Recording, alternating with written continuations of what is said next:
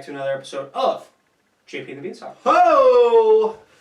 There's a phenomenal energy in the gym. It's just great. We're here. We're fitting to just set this place on fire and just have ourselves a time, Riles. Just a time. It's great to be here on this fine Sunday afternoon. Hey, we're just a few minutes away from my Hawk girls taking home the Natty title. Calling it right now. They're going to take down South Carolina. Undefeated season, no mas. No more. Have a nice lot of wins and one loss season. There you go. Freaking Gamecocks. Well, here's the thing. Worst nickname in all of college sports.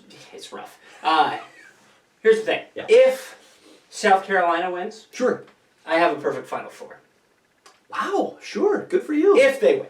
Yeah, yeah. If they don't. It's impressive that it's perfect up to this point, I have to say. It's a win-win for me. Yep. I don't care if Iowa wins or loses. Mm-hmm. Mm-hmm. Yeah, you get to be you get to live in the bliss of neutrality. Yeah. And that's really great. That's where I am starting to just choose to live when it comes to sports. Yep. Yep.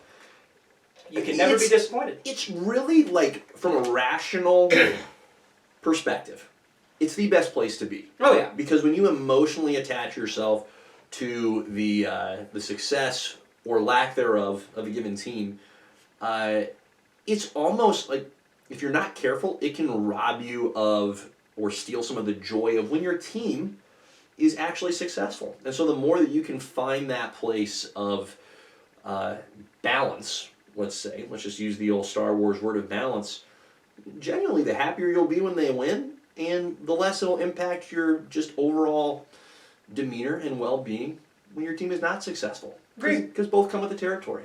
Yeah. Agreed. Love it. I love it. Well, it's great to be here. We have a great slew of topics. Yes, we do. Today, we're going through the Blade films, of course. Blade 2. Yes. On the docket for this pod. The Deuce, Blade 2. We have a couple trailers to discuss. The Acolyte, speaking of Star Wars, dropped its first trailer, so we'll get into that. Yay! The Penguin dropped its first genuine trailer. We've had a little bit of kind of behind-the-scenes footage, little nuggets here and there, but a first genuine teaser trailer to get into. Some casting, news and notes. Silver Surf Her. Huh, see what you did there. Yeah, see what I did there? Of course. See what you did there. Of course. Another classic. Clever. Thank you. I try. Another classic JP and the Beans top 5.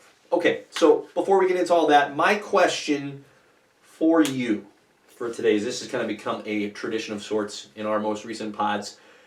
On the topic of, or this is inspired by Silver Surfer, okay?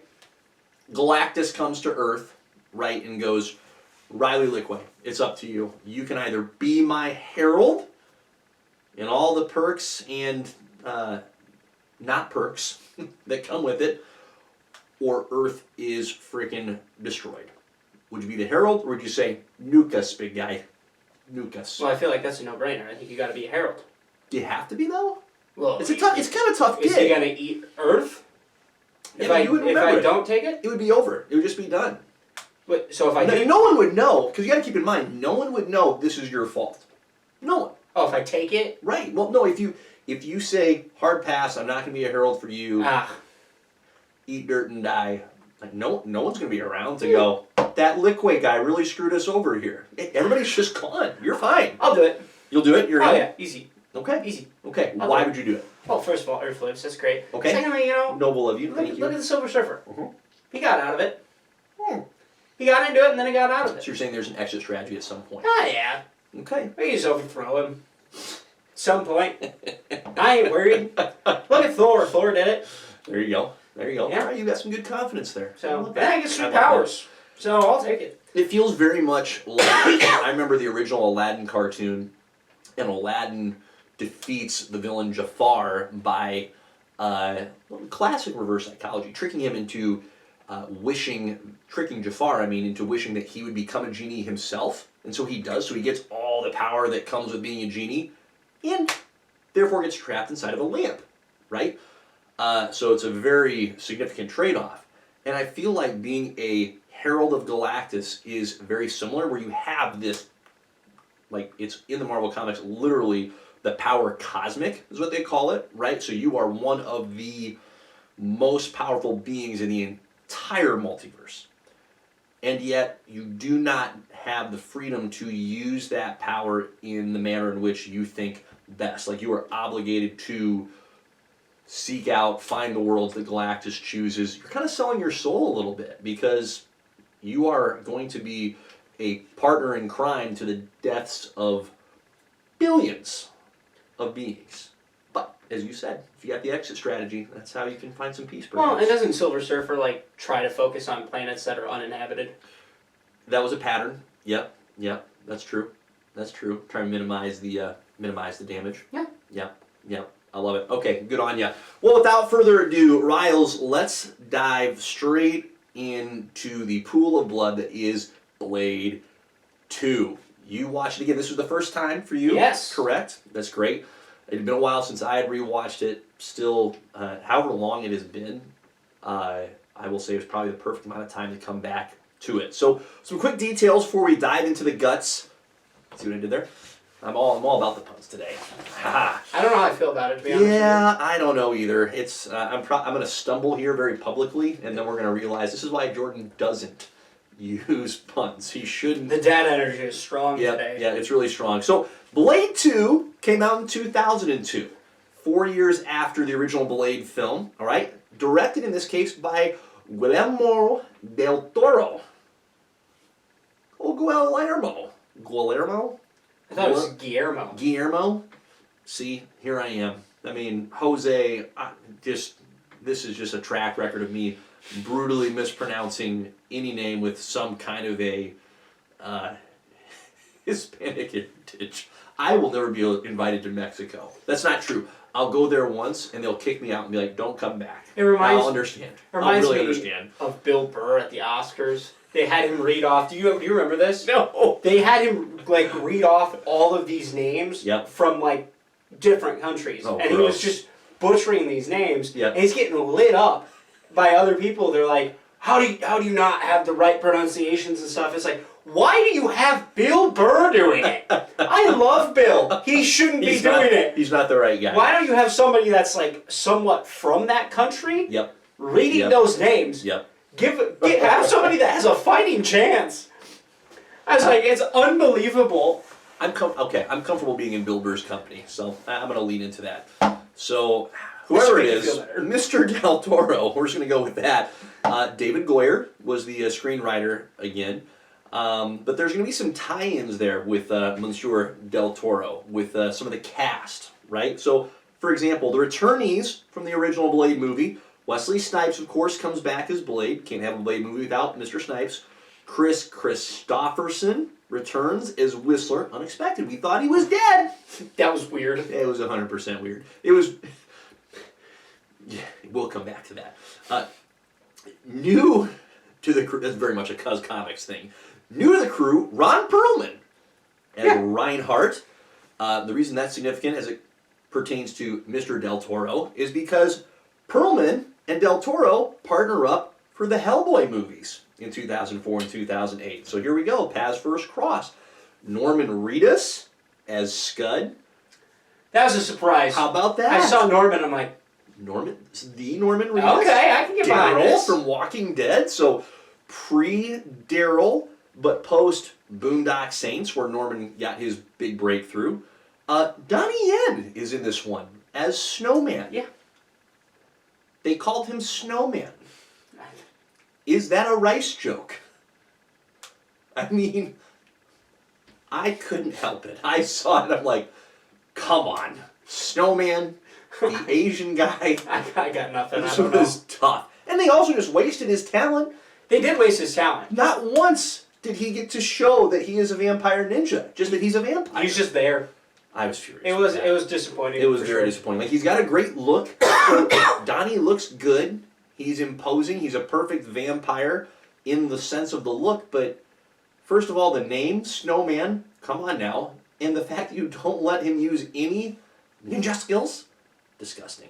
So, Leonore Varela. I'm going to say that's close enough for the name pronunciation. As Nissa. Okay.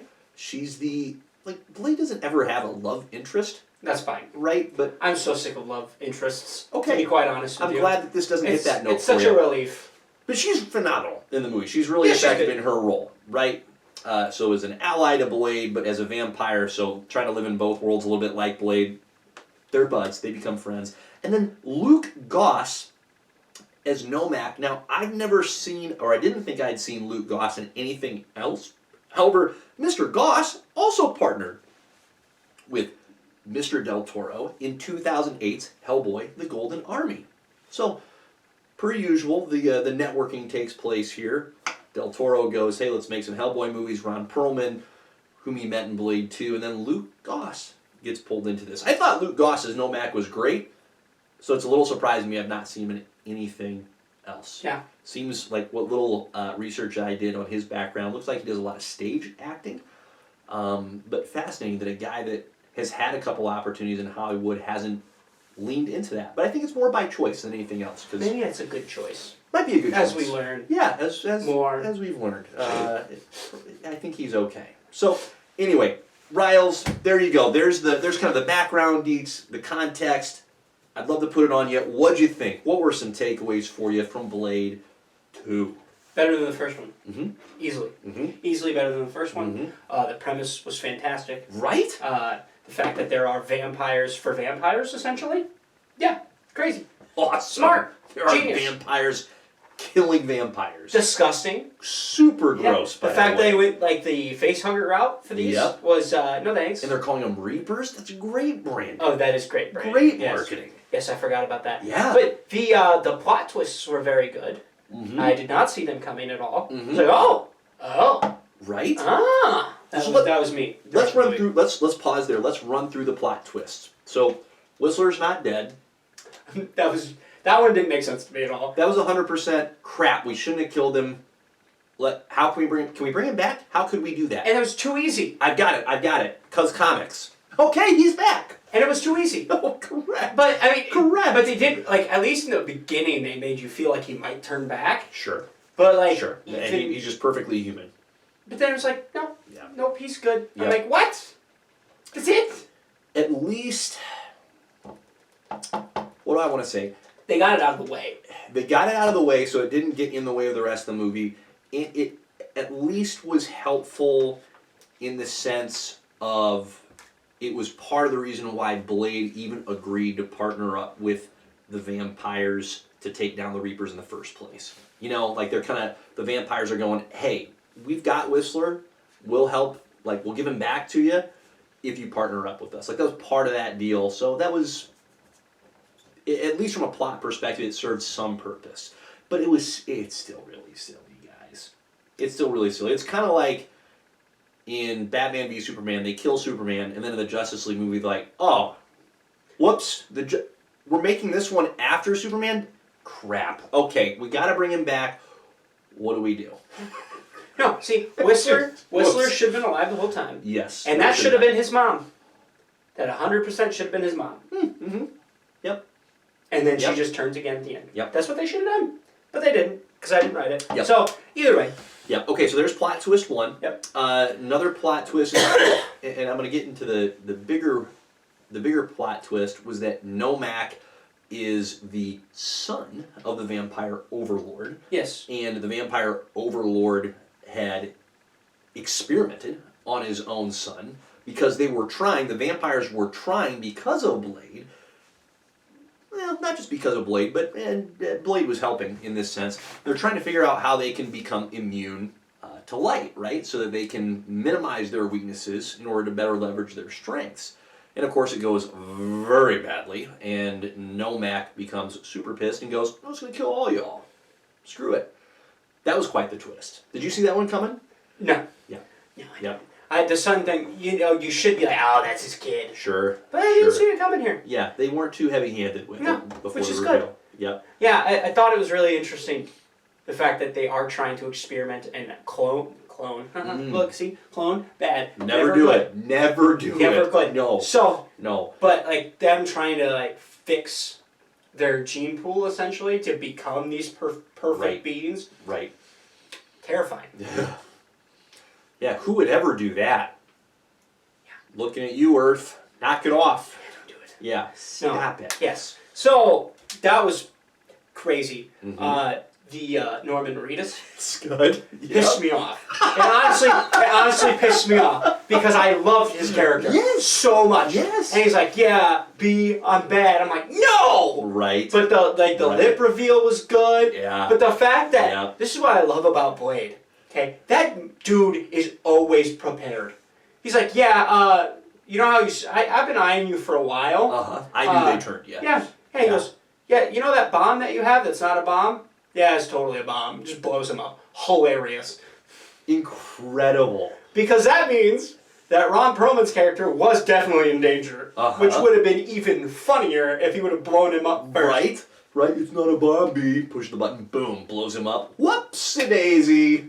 That is so much better. I know. But the other thing that I've noticed, which is weird to me, is that outside of Deacon and Nomak, the other like supplementary vampires die so quick. Oh. Ron Perlman immediately sliced in half.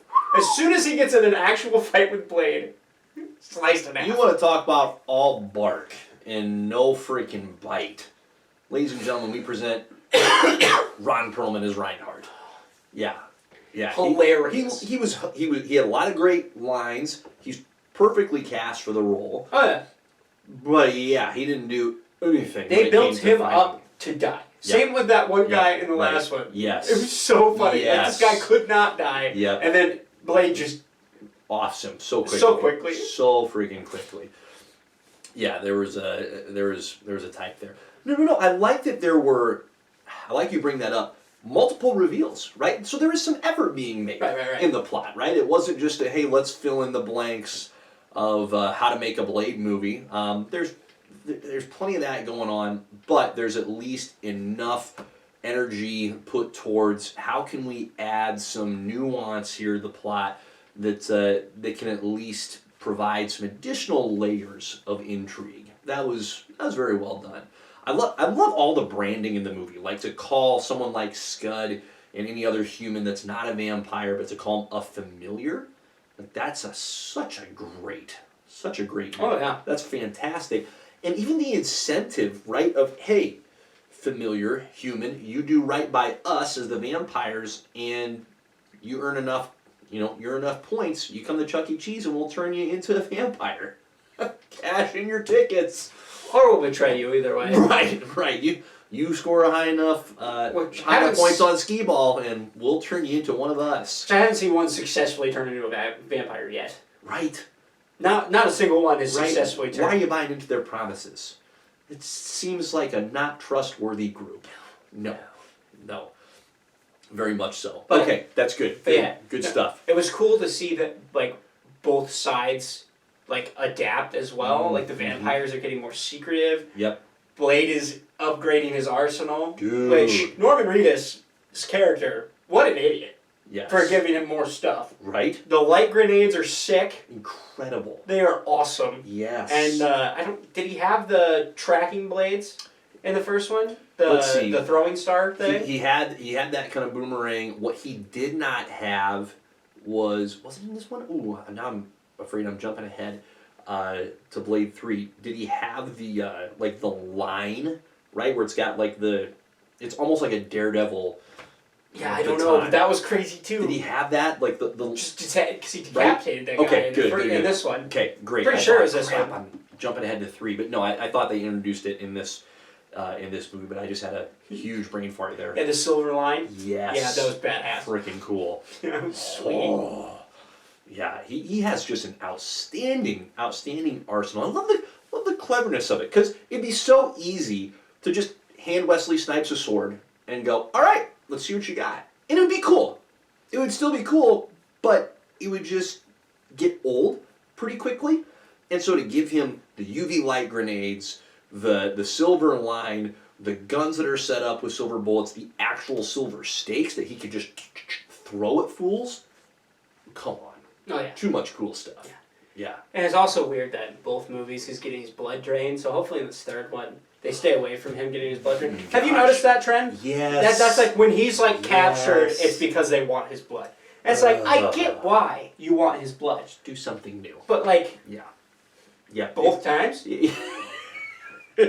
So our new strategy is the same as the previous Yes, strategy. it worked so well the first time. And guess what? We're going right back to that play in the playbook. Yep. It's going to work out great. Went back for blood, and then he was fine. And truly, what drives a person nuts, if you actually think about it, is, okay, if his blood is so vital to the success of your operation, particularly in this second movie, all right, make it impossible for anybody to get to where he is. Don't have him in an accessible area where Whistler can rescue him. The old white guy shouldn't be able to free him. That shouldn't be possible. You live like you're vampires that are living in the dark, in secret. You got caves, right? We saw it in the first one. Put him in the deepest cave you got, behind several doors, not just one. There also doesn't need to be a ventilation system because he's going to die. Drain the blood, you win. But no, we're like, one door's fine. There's a ventilation system that can fit a full-grown person. See nothing wrong with this? Okay, let's do it. You deserve to lose. If you're the vampires, at this point, you deserve to have the Reapers take you out. Not only that, one of my favorite parts is when they bring the old guy back, and he's like, yeah, they couldn't fix my knee. He's like, they could just keep me alive, but they couldn't give me a new knee. And like, why? Is Chris Christopherson actually crippled? Like, is that He's got to be a little bit. Is that why he has to limp? Because we're like, no, all right, so how do we change these rules? Let's see, all right, he's a vampire, so he completely healed. We're just going to say he couldn't. Okay. Yeah, okay, then. That's just... The vampires in these movies are just the pinnacle of, on the one hand, formidable adversary who completely wastes their talent. Right. It's just a waste. And the other thing that I was actually really surprised is because it felt like it was super easy to cure him. Mm-hmm. So... Yep. Is that just for people that weren't originally human? Or is that for natural born? Like that's where I was like... Oh boy, they don't follow their own rules. No.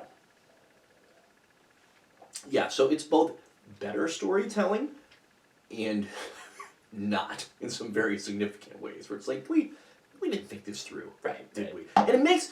Here's what it does though, right? It makes me appreciate what happened in the years, so this is 2002. Shortly after Blade, we get Batman Begins in 2005, and then you get Iron Man in 2008. And so in the not too distant future, and even slightly before them, you get Spider-Man, and then Spider-Man 2 is sandwiched in there.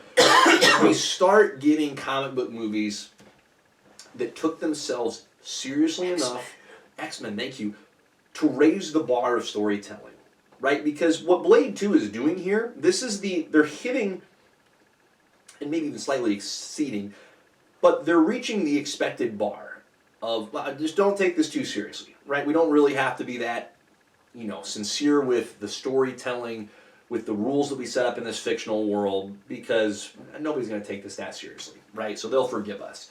So in some ways, it's a fascinating, look back in time at this is how comic book movies in particular used to be. That was the standard, and how in just several years it was changed. And that's what makes, if we want to go real big picture, that's what makes 20 plus years from now so frustrating, in that, hey, the movies that we're seeing be put out by the Marvel machine, that have been put out by DC at large in the last several years. It's like, you're regressing. Don't regress. Don't go back to this substandard level of storytelling. There's no need for that. Keep moving forward. Maintain this, this higher bar of expectations. There's no reason to drop back into Blade 2, because here's the deal. When Blade 2 came out in 2002, you watch and you go, this is a really good story for a comic book movie. You watch it now, and if it's if this is released today in 2024, you're going to it and going, there's a lot of fun watching Wesley Snipes kick butt.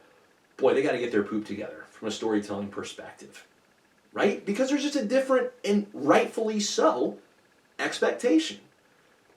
So there you go. That's me getting on my box. And I think that also just stems from that pressure from being part of the MCU. If this was they're like, hey, this isn't going to be MCU at all. If it was like the Batman. We're going to release Blade outside of the MCU. Right. I think this movie would be fine. I agree.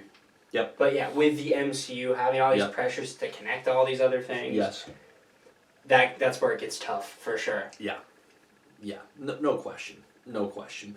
The action continues to be phenomenal. Oh my gosh, yes. It's the best part of the movie. Oh my gosh. The scene where Whistler rescues Blade, he falls into the pool of blood, and then he emerges, and he doesn't use a single freaking weapon to take out, like, what, 24 dudes in SWAT gear? Awesome. He's going full Donnie Yen. He's getting to do what Donnie Yen should have been allowed to do at some point during the movie. They just managed to make Blade like this overpowered boogeyman, and I like love it. Yes. Like, yes. It feels like his character is just like above. You don't get it very often because they always go for like the underdog or like the you know. Very true. Very true. There's a struggle. There's not a struggle with anyone except the major boss. Right. And I don't even know if I call that a struggle because I don't think Blade even walks out of there with an injury. Right. Correct. So correct. He's quite fine. Yeah. Yeah. Because even that last fight with Nomak. Yes. Yep. Like he still handled himself fine. He's still okay. Yeah. He's still just fine. Which I was still trying to figure out why those two fought at the end. Mm-hmm. Because that didn't make sense. Because they like had the common enemy died. So I don't know if he's like, oh well, I'm gonna eat you now. That's a good point. No, that's a good point. That was the only thing I was confused about. Agreed. But the rest of it was like, okay, fine. Yep. Cool. I guess they just had to because they had to, right? Yeah. Okay. Yeah. Could they have made vampires more creepy? Because holy shnikes, like the chin opening up, the sucker coming out, like No. gross. I don't think so. Super gross. I think they somehow managed to make vampires scarier in this. Mm-hmm. I don't think there's another step up. No. And it was like, imagine what would have happened if they had made this now, okay, with all the benefit of CG. This was, like, there's probably some CG in there, but that was a lot of practical. Like, it looked too real. Some of the fight scenes were CG. Yes, right? And right? You could tell. Right, you could tell, like, but you're like, he didn't actually do all that. Jiminy Christmas. Yeah, like when Nissa and the other ones are coming to, recruit Blade. It's like, these are cartoons. This isn't even CG. These are cartoons. This isn't even close, you guys. That was rough. That was real tough. That's a little rough. But other than that, real tough to look at. But at least they didn't try. My point is, at least they didn't try and do the cartoon thing with the vampire faces. Because, wow, those were nasty to look at. Super effective. They were icky, for sure. Yeah. And then, like, you knew when the other ones were going to turn and stuff. Mm-hmm. And I like that it wasn't an insta turn. It was hey, you get bit, and then it's a slow descent from vampire to reaper. Well, depending on how. Depending on the severity of the bite. Yeah, the guy with the hammer, that one was slow because he barely got nicked. Yeah. But the other guy that they had to kill, that was rough. Mm-hmm. Yeah. Super. Yes, it's gross. It's real gross. It's super gross. It's really gross. So no, I don't know how you take it a step further. I know in Blade 3 they're bringing Dracula back, which it's hilarious to me that it took 3 movies to get to Dracula, but I kind of like it in the same time. So super pumped for that. Yeah, my recollection in terms of the grossness, Blade 2 is the grossest of the movies because there is so much Reaper action in Blade 2, and there's nothing that gross as I recall in Blade 3. So it's interesting how they treat it as a disease too. It's not like a sure not like a desired this is an upgrade. Right. It's like, no, this is a disease. We need to kill these people before it spreads. Yeah. No, for sure. Okay. Any other highlights you want to hit on the Blade 2 front, my guy? Nope. Yeah, it's been a fun walk through memory lane. I'm glad you're getting into it for the first time. I'm super excited about the third one. Who plays Dracula? Let's see. I can picture the actor in my head. He was in Prison Break. This is a show that came out when I was growing up. He, what would you know him from? So the Flash series. He plays. Oh my gosh! So there's Captain Cold. He's not Captain Cold. Who's the guy that has the fire gun? Because Captain Cold has the ice gun. I think I know who you're talking about. Samsonite. Why can't I think of it? Let me see. I'm just going to look up Blade 3 cast. He's got a very distinct... Because I know Triple H is in it, because you've told me that. I'm super excited about that. Oh, Dominic Purcell. Yeah, Dominic Purcell. Oh, they picked a jacked guy. He's They perfectly picked a cast. yoked guy. He is perfectly cast. So I loved the show Prison Break, and Dominic Purcell, and I can remember the name Wentworth Miller. So my roommates and I really got into it because this is back in JP's collegiate days. And we would watch the show, episode by episode, and it had a phenomenal intro, like credits, and to get ourselves hyped up when the show was starting, we would just yell out the names of Dominic Purcell, Wentworth Miller, and a few others, and so I'm really upset with myself that I couldn't remember the name Dominic Purcell. I feel like I have betrayed my past. That's tough. Yeah, for you. I'm pretty upset. Oh, actually, I'm sorry. I said it doesn't get more gross in Blade Trinity. I forgot. Parker Posey plays a vampire, and she's hideous. Oh, that's fine. She's hideous. I can't wait. Yeah. Psych, I can wait. Yeah, you can wait. All right, love that. Well, let's keep the ball rolling here. Blade 2, thank you so much for the gift that was. Looking forward to Blade Trinity on our next pod. Let's transition into the trailer land, Ryle. So, Yay! The Acolyte dropped its first trailer, and the Penguin also dropped its first teaser. Let's start with the Acolyte. Sound fair? Yeah, that's fine. Okay. So here's how I want to approach this. Okay? Because at some point you probably have to talk me off a ledge. All right? So I'm just premising it by my hope, my well of hope is, if not dry, very close to it. The water is dirty and not good. So let's identify some reasons to be optimistic about the show, okay, to hold on to some hope. And then we'll be real, and we'll talk about some reasons for being skeptical about the show. In general, that's right, we're supposed to start with optimism. Damn it. Okay, my reasons for optimism are the cast. Carrie Ann Moss, love her, she's phenomenal. Obviously played Trinity back in The Matrix. I feel bad for her because I've got to remember her for other things, I'm sure. But she was terrific as Trinity in the Matrix movies. Obviously, she had a role as Hogarth in the Jessica Jones Netflix show. Okay, now I'm with She you. was terrific. That's how I remember. That's how you would know her. Yep. So she is solid in anything I've ever seen her in. She has a very distinct, I'm just going to call it brand. Like her character in Jessica Jones, the demeanor, the idiosyncrasies, that's her in The Matrix as well. Perfectly fine. She's effective in what she does.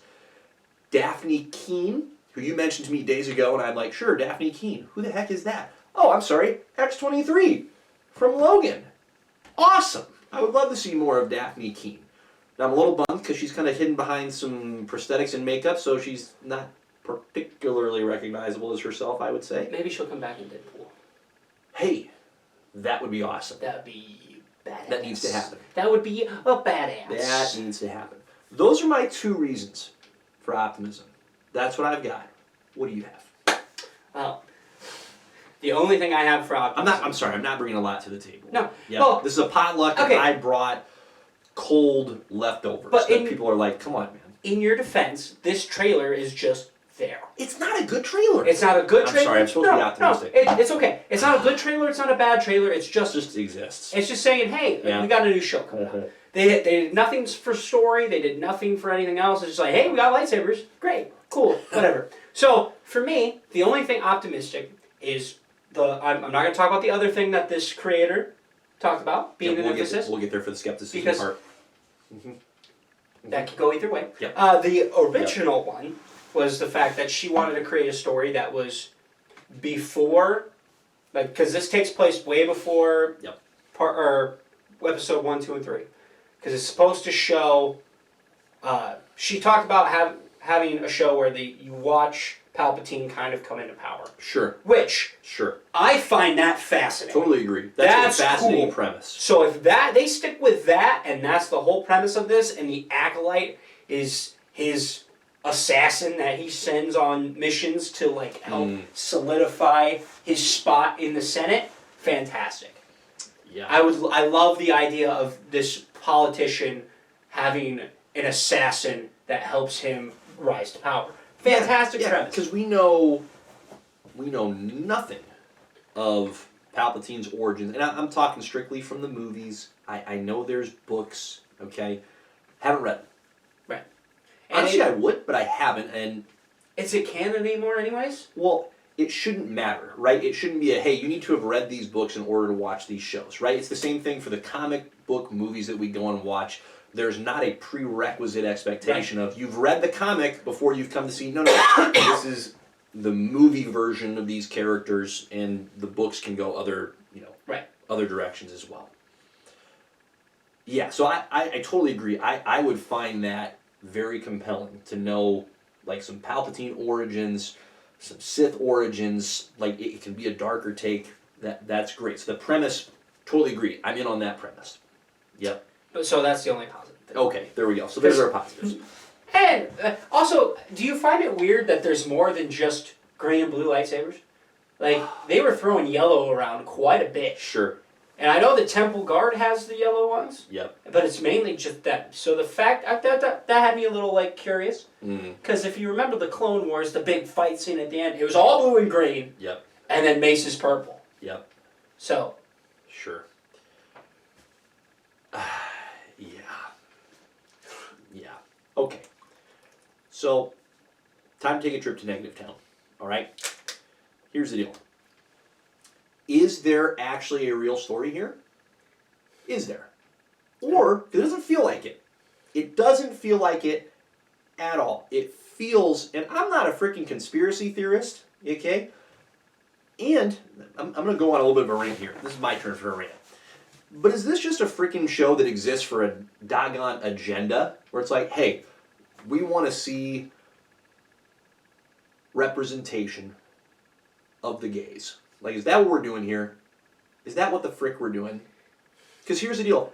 I don't want to watch anything that the reason it exists is primarily because we have an agenda that we're trying to, like, represent and push. And I'm including movies that I've seen that are Christian-based. And I'm like, we have a really strong Christian message here. Those movies suck. They're not well made. Because you know why they exist? It's not for the sake of telling a great story. It's not. It's for pushing a certain perspective and agenda. And by all means, I am all for movies and stories that have messaging behind it. That's great. There should be messages. So don't hear me say, just entertain me, let me turn my brain off. No. That's not the message here. But you have to exist as a story for more than I'm trying to push a certain worldview upon a person. And that's not what this feels like. That's what this feels like to me, is the primary reason for this to exist is so that we can have a not straight protagonist. That's what it feels like. I'm not really... I'm like, come on, give me a good story. That's what I want. And if you want it, and if it has homosexual protagonists, great. I love the show Modern Family. It's fantastic. Two of the primary protagonists, homosexual couple. They're hilarious in the comedy show. It's great. Doesn't bother me at all to watch that show with those two characters. So it's not I don't care for homosexual characters. I just don't want to have an agenda-driven show. No, thank you. That's not what I want. From any regard. That's not what I want. And that's what it feels like to me here. Well, and pop culture lately has just been struck, and I think we're getting out of that. I'm hoping this is the last. Sure. Because to me, if who you are interested in romantically is the only thing that makes your character interesting, that's not enough for me. Totally agree. And that goes for anything else. Yep. Race, religion, whatever. Like, if that's your only thing, I'm not interested. Yep. Right? Because like you said, great example, Modern Family. Another one, Brooklyn Nine-Nine. Yep. Captain Holt was not forced. Correct. It was natural. Correct. It was a part of his character, but it was not like, that is his character. Yep. He's just the gay guy. Yep. That had nothing to do with it. Yep. It was right. It was part of him. It wasn't all that he was. This just it reminds me of comics lately because Iceman was the first to fall into that. Yep. Where they just made him gay to make him gay. Yep. Why? You You had North Star already, Right. who was already established gay. If you want an X-Men character, push North Star. Yep. And then push the Alpha Flight, because the Alpha Flight's got way cool characters. Yep. Just do that. Yep. Instead of forcing that. They did it with Correct. Tim Drake recently. They made him bisexual for whatever reason. Superman's son, Jonathan, they aged him up and made him bisexual as well. Good grief. Which again, it's like these feel forced. Like the Tim Drake one was super forced. Because they are. Because they're like, we just need to have a gay Robin. No, you don't have to have a gay. And if you do, let's say you do. Yep. Make a whole new character. Correct. And make that just an aspect of that character. Correct. Because guess what? You already had one in the Bat family, and that was Batwoman. Mm-hmm. And it worked for her character. Mm-hmm. And it's not like force-fed. Yep. That's just a part of who she is. Yep. That's how you have to do it. That's where I get scared. And honestly, that's what hurts all these other shows. It's 100% true. And that's why, and people are calling it out now, and they're finally sick of this shit. Right. Because that's what it is. It's shit. It is. So. Yep. And again, to be clear, I am not advocating for a lack of or like for less of or more of heterosexual or homosexual characters. Either way, okay? What bothers me is I haven't seen a single it's just not good. It's not worth my time to engage with a show where that's your primary, or a movie where that is the majority of the pie chart of, hey, here's why the story is being told, where that is an outsized chunk of, here's the primary driver. That's just not a good, that's never been, and I don't think it ever will be, a worthwhile story. It's just not. And so give me something that's actually worth engaging with. But even like with like popular characters, right? Captain America's least interesting aspect for me was his relationships. Correct. I don't care what girl he's with. Correct. I don't need. It doesn't matter to me. Right. I want to see him kick Nazi ass. Batman and Catwoman getting together. I could or give Talia. a rat's behind. Right. That's not why I'm compelled by that character. Great. Wonder Woman and Steve Trevor. I don't care about Steve Trevor. Nor should you. No. They don't need a love interest to be compelling. That's what's so good about Blade. Yeah. Blade is fantastic because there's nothing there. And there kind of was, but overall they don't do anything. Correct. There's hints of it, but nothing overt. And listen. It doesn't need that to be good. I'm also, here's the other thing that I need to say. I'm not the kind of person that is afraid of consuming content and having it impact the way that I think, right? I'm going to watch this and all of a sudden I'm going to change my mindset. Right. No, listen, I'm in control enough of my own faculties to know how to watch content. Thank you, Siri. How to watch content and go, that I'm going to adopt, and that I'm going to go, all right, I've seen the presentation. No, thank you. Not part of who I am. So I'm not afraid of any of this from well, what happens if I see this or if my kids see this someday? It's like, I'll cross those bridges as far as conversation. Like, my kids are going to see and experience plenty of things that I wouldn't, so to speak, prefer. Okay? But listen, we live in a broken world. There's going to be crap that all of us are exposed to. We're not going to live under a rock. Right. We're not going to hide from it. Whatever it is that we do or don't agree with. That's part of what is, at its best, so phenomenal about the American culture is that there is the opportunity to live how you want to live, and when it's done well, you're able to live adjacent to each other without forcing the other person to live how you live. It's like, okay, you have the freedom to live how you choose, I have the freedom to live how I choose, and we're going to bless each other with that freedom. We're not going to insist that you live my way or I live your way. So there's nothing weird as far as, I don't like seeing this kind of stuff. I just want it to be good. That's what I want. I want a good, compelling show or movie. And we've had it good before. Yep. And I will use two examples because they're on the different part of the spectrum. Daredevil is Catholic, very heavily influenced in that show. Yep. Is he the perfect Catholic boy? No. No. But his religion definitely impacts the way that he acts. Right. But it's not it's not a Christian show by any means. Very true. Miss Marvel, I have not watched. We saw her in The Marvels. Yep. She's Muslim. Yep. I know she's Muslim. Yep. But it's not also like that's her whole character. Right. And they do a fantastic job of having Kamala be her own person and also be Muslim as part of her character. Right. That's great. Right. Neither show is championing either. This is the only way to live, right? Right. And so, and it's good for, people that are Muslim to have that character, I'm sure. Yeah, and in the Eternals, I'm not going to be able to remember the character's name, but one of the Eternals was homosexual. Okay. It didn't, right? I mean, you're having to think about it. You're going, was that? Oh, yeah, right? yeah. Right? But he has a husband, they have a child together. It's not, it wasn't anything either negative or positive, just part of the character. Okay. And it was just there. It was just there. It wasn't, we weren't getting beat over the head with it one way or the other. It's like, this is a part of life. Yeah. Which, that's how it should be. Yep. So, but I agree with you that maybe, there you go. There's a reason for optimism. That this imbalance of agenda-driven productions is getting pushed back strongly enough against that we'll get back to a point of balance of, hey, let's first primarily focus on the story that we're telling, make sure we have a good reason to tell it, that it's compelling, and that it's worth sharing. Craft some well-developed characters. And it can be done right. And it can be done. Yeah. So, all right. Enough time on the Acolyte. When does it even come out, Riles? I can't believe I didn't even look at this to see when the first episode's supposed to be. Have they not? Oh, there we go. 2-episode premiere, June 4th. Oh, wow. That's sooner than I thought. Yeah. I was going to guess like August. Sure. So, still a couple months. Goes to show how much I pay attention to that. Yes. Moving on to the other trailer that we had dropped for us, The Penguin, on, I'm sorry, not HBO Max, just Max. Freaking terrible branding. You need to get with the Blade Riders to figure out what you're doing there.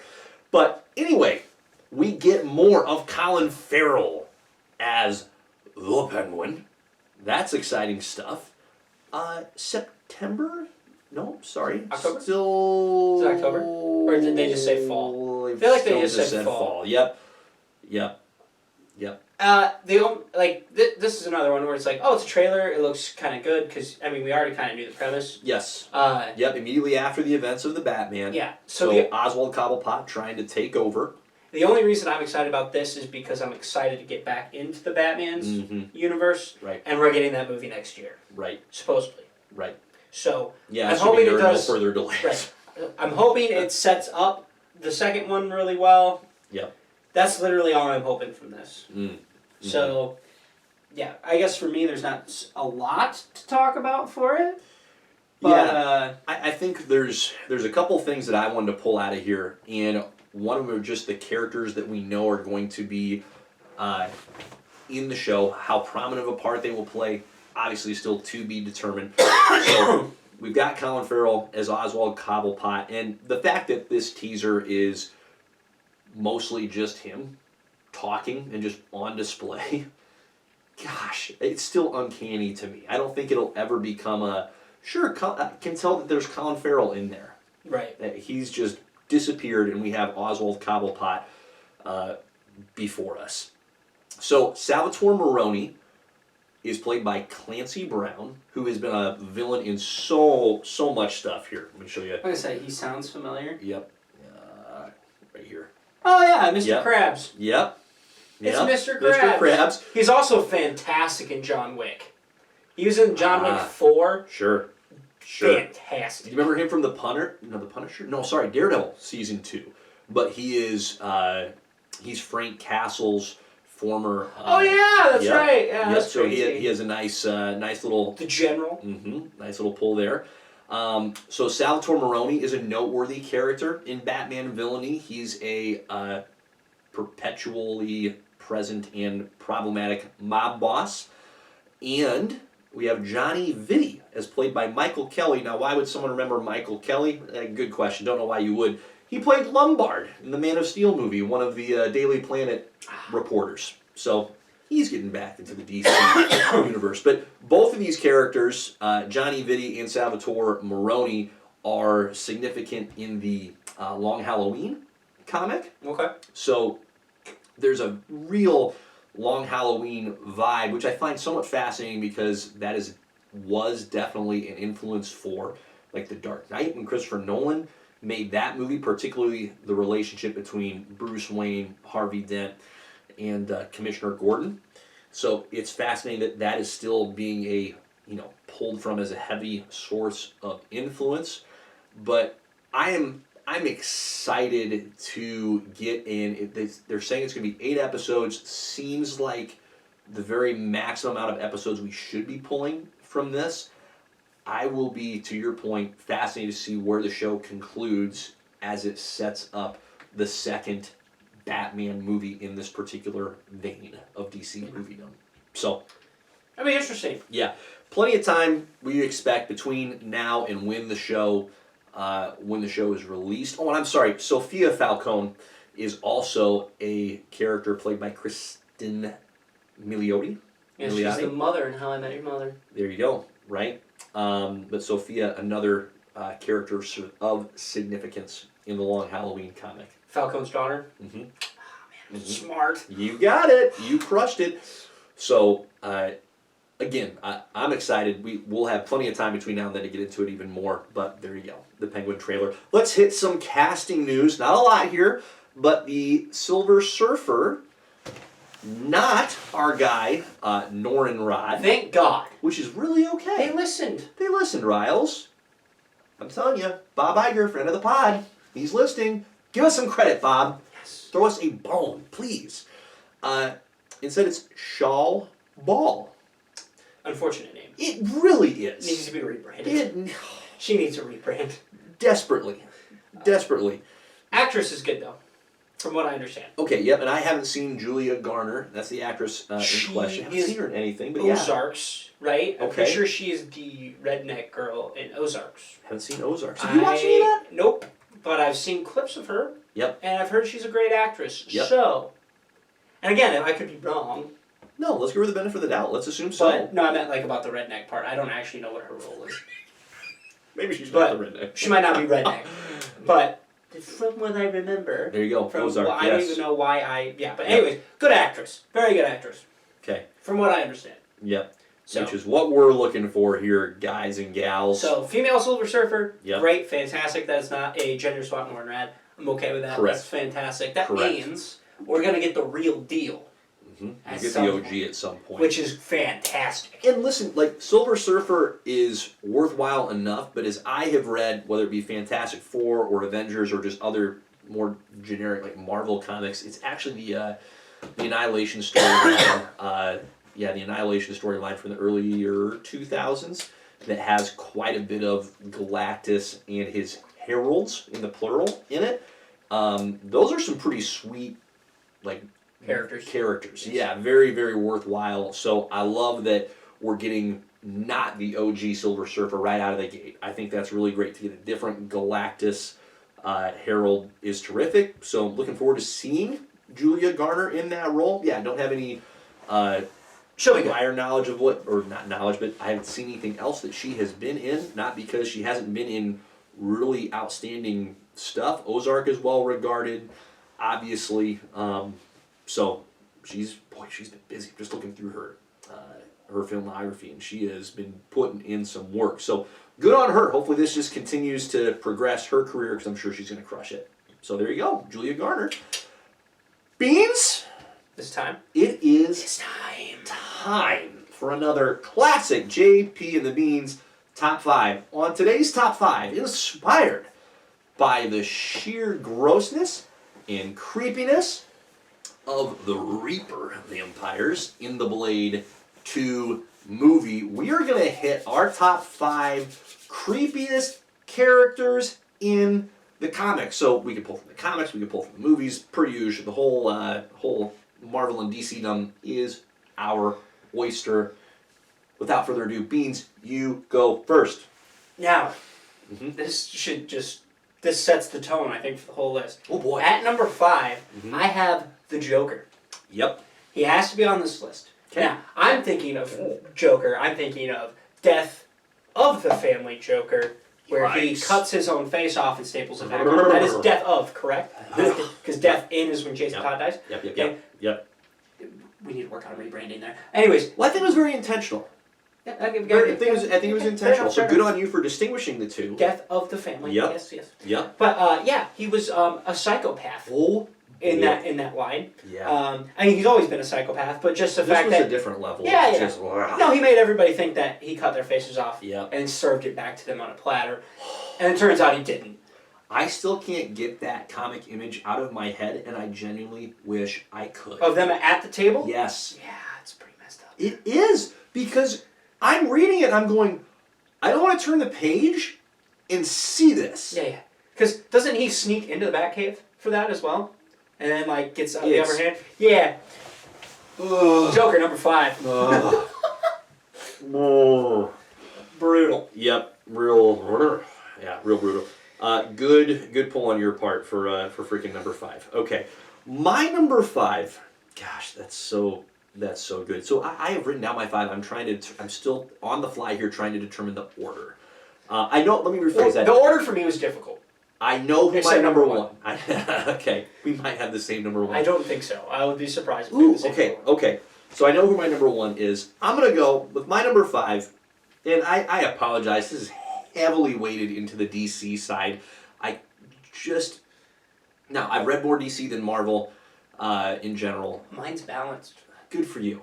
Mine is not. Mine is 4 and 1. Okay? So my number 5, I'm going to go with Granny Goodness. Okay. Okay? So Granny Goodness, this is phenomenal branding because it's terrifying. She is exactly what you would expect when you hear Granny, all right? She's elderly. She's grandmother aged. However, that's where the directness of the branding ends. You get into the goodness. How about the opposite of the goodness? So Granny Goodness is one of Darkseid's favored lieutenants. Her role, okay, her job, is to take kids, like toddler-age kids, and bring them up to be messed up evil beings. So she's legitimately torturing children, twisting their minds and their bodies. Yikes. Granny freaking Goodness. Now, for me, where I've spent most time with Granny Goodness is in the Mr. Miracle comic written by Tom King. And throughout that comic, Mr. Miracle, Scott Free, who grew up under Granny's tutelage, is recalling at various points the various torments that he had to go through while being raised by Granny, and it is harrowing stuff. Like, it's just trauma with a capital T. So, Granny Goodness, my number 5. Just glad she's not my grandma. Okay, my number 4 is Parallax. The freaking... Oh, I forgot about him. Yeah, he is creepy. So, Parallax in and of himself, right? Just imagine this giant space parasite, okay? The name is very on point. Again, very effective branding. And just, there's nothing soft about this guy, like from a visual perspective. There are nothing but sharp edges on this dude. Now, Parallax, what takes him to this next level of creepiness, he's creepy enough to look at, but he is a legitimate infestation. As soon as he gets inside and infects someone, okay, their physiology is altered to where now they are some frickin' twisted blend of, let's just say, human, like Hal Jordan or Kyle Rayner, and space parasite. So they have an obnoxiously long tongue, fingernails that grow, slime dripping from orifices. It's terrible. And it's almost, quite frankly, it's almost worse when Parallax is taken out of any of these various characters, because the exit is so much more disgusting than the entrance. It's nasty, and every time a character is, let's just say, relieved of the burden of hosting Parallax, they are covered in gross ooze. It's real nasty. So Parallax, my number 4. I remember Superman getting possessed by him. Oh, he's the worst. No, he's not. He's number 4. Yeah. So my number 4, in honor of the X-Men, I have Mojo. Do you not know Mojo? I don't know Mojo. Oh, Mojo. Oh, boy. Mojo is creepy. So Mojo lives in his own universe called Mojoverse. And so his whole thing is he wants good ratings. And so he's this really fat guy. Yeah. And so anybody in there, like, he's now. just manipulating the world around him so it's good television. Wow. So he's a master manipulator. Wow. And he's super duper gross. He's awful to look at. Yes. So he like Yeah. sits in a chair. Yeah. And he's fat and sweaty and gross. He has and, spider legs? Yep, and no eyelids too. Oh! It's disgusting. So That is a tough visual. I don't know too much outside of Mojo. I don't know why Outside I'm of that, still looking at this. What's wrong with But- this? Stop. Mojo is my number 4. Yee, that's a great number 4. Yes. My number 3. This one's going to be an obscure pick that you will respect. Love it. Mr. Bloom Wow. from Batman when Jim Gordon was Batman, and that was Jim Gordon's number 1 nemesis. Yeah. Cheers to you, sir. Super creepy because I believe his whole process was turning other people into superpowered people. Correct. Yep. And he just he keeps getting creepier and creepier. Yeah. Imagine like Slender Man, Yep. but with Yep. a dandelion on his face, Right. or a sunflower on his Yeah. face, something like that. But, foliage of some variety. But yeah, and he was like Yeah. taking over Gotham, of course, because that's what the villains Yes. do over there. Yes. But yeah, no, Mr. Bloom is my number 3. That's a really great pull.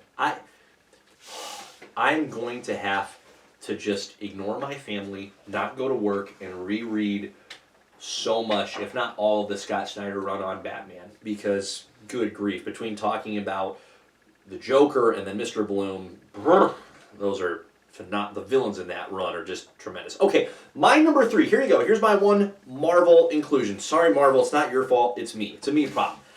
Is Sin. This is the daughter Oh yeah, of the Red Skull. Okay? that's a pull. Now, Sin, part of what makes her creepy, okay, she is just an absolute, just a freaking terrorist, okay? So she's a problem in and of herself. She doesn't just kill, she torments. She doesn't just hurt, she draws out the pain. But part of what really enhances the messed upness of her character, okay, is that when she was born, the Red Skull was furious because he wanted a son as an heir. He was trying to breed an heir, and he gets a daughter instead of a son. You're a douche, Red Skull. We knew it, now you're just enhancing it. So the Red Skull gives her away to be raised initially by someone who promises the Red Skull, like, don't worry, I'm going to mess her up real bad for you so that she is just an awful person. The Red Skull goes, 2 thumbs up, thank you. Bring her back when she's terrible. And so that's what happens. She's brought back to the Red Skull. He just continues to push her into just absolute madness and nastiness. She gets rescued. Okay, she gets rescued by the good guys. They take her away. They do some serious psychological reprogramming. Okay, so she's just living, not aware of her dark past, and then Crossbones comes into the picture, breaks her out of her containment where she's given enough freedom but being monitored so she doesn't go crazy again. Crossbones breaks through, and over the course of a freaking month reverses the programming through torture, through awful means, until, guess what, she's back to being Sin again. So this poor person never had a chance, trained to be awful, gets rescued, and then is deprogrammed again, and she's worse than ever before. And boy, is she messed up, man. She hurts. Sin. That's my number 3. Okay. So, really creepy origin story. It's just, it's not good. Not good. Okay, my number 2. The Batman Who Laughs. So, speaking of our guy, Scott Snyder, this is the blend of Bruce Wayne and the Joker. So, in the Dark Multiverse, there's a version of Batman who kills the Joker. When the Joker dies, his body releases a toxin that infects Batman, and the toxin's design is to mess with Bruce Wayne's mind and turn him into the Joker, and it does. So it creates this awful blend of Bruce Wayne's cleverness and genius with the Joker's madness and destruction, and the Batman Who Laughs turns the Robins into brain-dead, like long-toothed minions that are cannibals, which is terrible.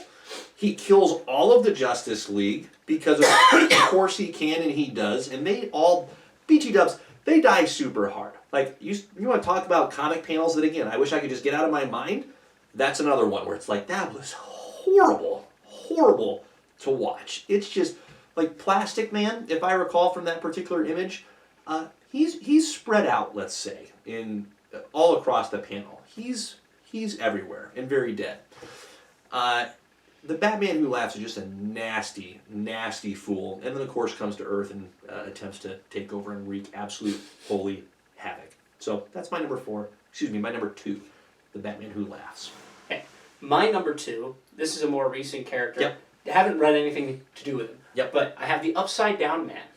This is DC. Mm-hmm. I'll just read off his wiki. Okay. The Upside Down Man is an all-powerful being of horror and reflections of all dark and twisted possibilities of magic. It's not good. So he's just It's not good. the birth of evil magic Yep. in DC. Yeah. You want to look him up. He's terrifying to look at.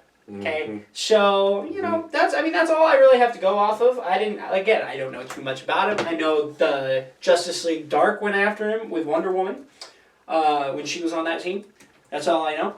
But yeah, you look him up and you tell me how creepy he is. Ah! Yeah. Yikes! Yeah. So. Yeah. Oh my Yeah, gosh! it's tough. It's tough. He's always upside down, hence the name. Yeah, that's appropriate. So the blood is not rushing to where it needs to be. There are no lips there. There's just teeth. Yeah, no, it's rough. It's rough. It's definitely rough. Really? So we'll leave that at that. And my number 1. Again, why am I still looking at I don't this? know. My number 1 is very specific to me as a person. Okay. Because I Okay. hate parasites. Yep. Okay? Yep. My number 1 fear in life. Yep. I have the Brood at number 1. Ooh. Yeah. The aliens Yeah. that will impregnate people and then just turn Yeah. them into themselves. Yep. Okay, X-Men have had to deal with them a lot. I believe some of them turned into the Brood for a little bit. Mm-hmm. Yeah, so that's how the Brood repopulates, and then they kind of just